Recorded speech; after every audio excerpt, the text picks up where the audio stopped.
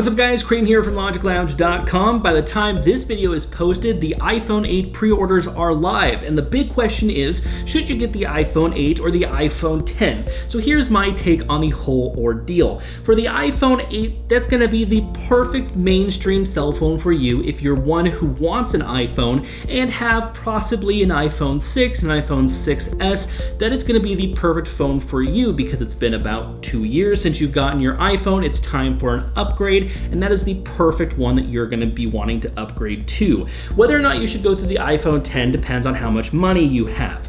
It is not a question of should you get it, but do you have enough money to pay for it? I don't think the phone overall is enough to shell out over $1,000 for the phone. Not only is it $999, but you got to add in your sales tax, you got to add in everything else, accessories for that, and that phone will become an over $1,000 phone. It is just not worth it for me. For that $1,000, I can get an iPhone 8 Plus.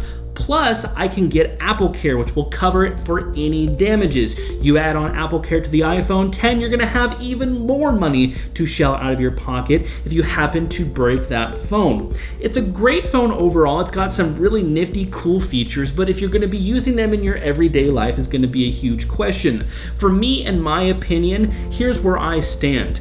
I like having the thumbprint to unlock. The facial features just irks me in a way where I am not happy with wanting to use my face every single time to unlock my phone, nor am I going to be wanting to put in my passcode. I like placing my thumb down and unlocking my phone that simple, that quick. I don't want to mess with the right angle of my face, whether I'm lighted perfectly or not. I don't want to mess with any of that. I just want a phone where I can put my thumb down, unlock, boom, there you go. On top of that, I like the physical home button. I like where I can take my iPhone, put my thumb down, and go to the home screen. No swiping up, no nothing like that. That's not how Apple has trained us. Apple has trained us that there's a home button, you press it, that is how you get to the home screen. You swipe up, that is how you get to Control Center. You swipe down, that is how you get to your notification center. For the iPhone 10, they're changing that all up. Swiping up now goes to the home screen.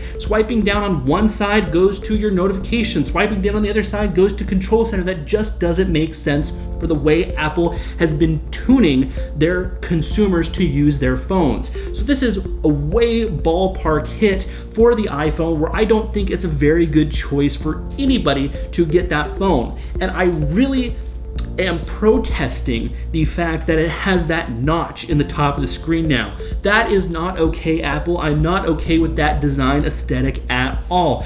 Do what the people at Samsung have done and just make it a fluid display. You're cutting off maybe a couple of millimeters, but who cares? It is a nice rectangular screen. That is how we like it. Having that notch out means that some apps will work, some apps will not work. So you're now going to have a mix of developers who are going to support the brand new iPhone 10 and a mix of developers who are not. So you're going to get a not very fluid user experience through the iPhone 8 and the iPhone 10. That's just not a very good design sense. And I guarantee Steve Jobs is rolling over in his grave right now saying, "What are you thinking, Apple? Why would you do that?" That is just the dumbest move that I think Apple overall has made for this brand new phone. They could have made it so much more better by just removing the notch and bringing it level in a rectangular screen format.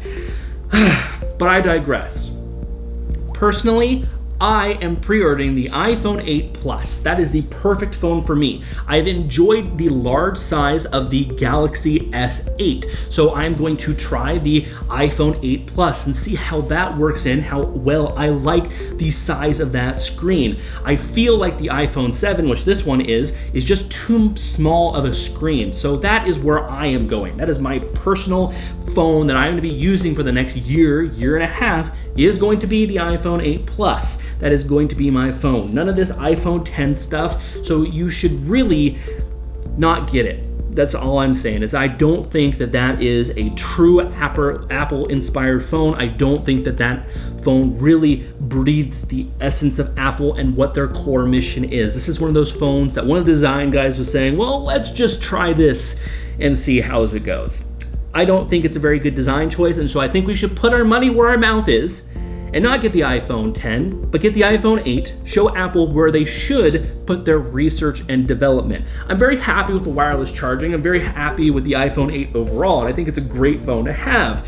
But when you're throwing the iPhone 10 into the mix, just no way. Leave me out of that phone. So that is my opinions on the phone. By now, I've probably pre-ordered the iPhone 8, so link me in the description down below, or leave me comments in the description down below what you think of this whole entire mess with the iPhone 10. Are you going to be pre-ordering the iPhone 10? Is it just too much of a gimmick? Are you going to be going to the iPhone 8, or are you going to Android? Let me know in that comment section down below. Thank you guys so much for watching. Be sure to like, share, comment, and subscribe. And of course, I will see you guys in our next video.